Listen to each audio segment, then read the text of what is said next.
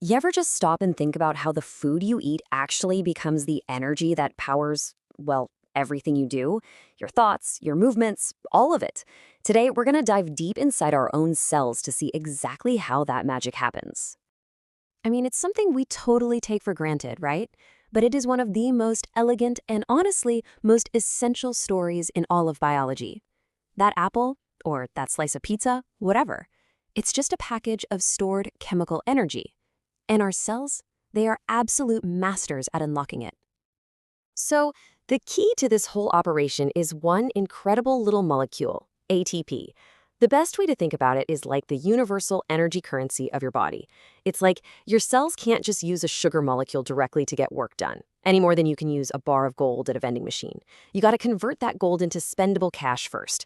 And for our cells, that cash is ATP. Now, if you zoom out and look at the whole planet, there are really two sides to this energy coin.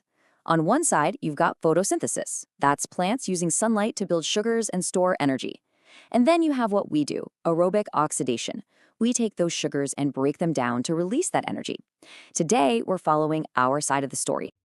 And our main character for this journey is a single molecule of glucose, just a simple sugar.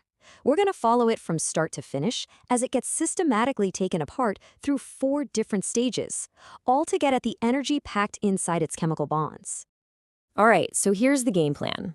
We start off in the main fluid of the cell, the cytoplasm, with a process called glycolysis. Then we move into the famous powerhouse of the cell, the mitochondria, for the citric acid cycle, the electron transport chain, and then the grand finale, ATP synthesis. So let's get started with stage 1. Okay, so the first stage is called glycolysis, which literally just means sugar splitting. Pretty straightforward, right? This all happens right there in the cytoplasm. And what's really important to know is that this step doesn't need any oxygen at all. But here's the thing, and this might surprise you. To start making energy, the cell actually has to spend a little bit of energy first. Yep, it uses 2 molecules of that ATP cache just to get the glucose molecule prepped and ready for splitting. It is the classic case of you gotta spend money to make money. And trust me, as we're about to see, the payoff is so worth this tiny initial investment. So after that little investment, the glucose gets split right in 2. And what we're left with is a small net profit of 2 ATP molecules. But the really crucial things we get are 2 molecules of pyruvate, which still have a ton of energy left in them, and these 2 super important molecules called NADH. Just think of NADH as little energy taxis that have just picked up some really high energy electrons. They are going to be absolutely critical for the later stages. Now, what if there's no oxygen around, like when you're in an all-out sprint?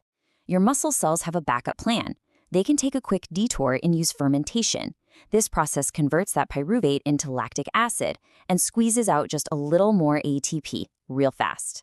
And yeah, that's part of what you're feeling when your muscles start to burn during a hard workout. But let's assume we do have oxygen. Our 2 pyruvate molecules and all those NADH energy taxis now make a very important trip. They travel from the cytoplasm and go inside the mitochondria, the legendary powerhouse of the cell. This is where the real party starts. Okay, but before we jump into the next big thing, our pyruvate molecules have to get changed a little bit. They get converted into a new molecule called acetyl-CoA. And during this quick conversion, we release our first bit of CO2 waste, and, you guessed it, we load up even more of those NADH energy taxis. That acetyl-CoA is now ready to enter the citric acid cycle. You might have also heard it called the Krebs cycle. The absolute best way to picture this is as a kind of molecular merry-go-round. Acetyl-CoA hops on, the wheel spins through a whole series of reactions, and the main goal, the whole point of this ride, is to systematically strip away all the remaining high-energy electrons from our fuel. So for every single turn of this cycle, what do we get? Well, we breathe out 2 molecules of carbon dioxide. Yep, the very CO2 you're exhaling right now. We make 1 little molecule of GTP, which is basically another form of ATP cache. But the real grand prize here is that we fully load up 3 NADH taxis and 1 of a slightly different kind called FADH2. The whole point is to get these energy carriers packed and ready to go.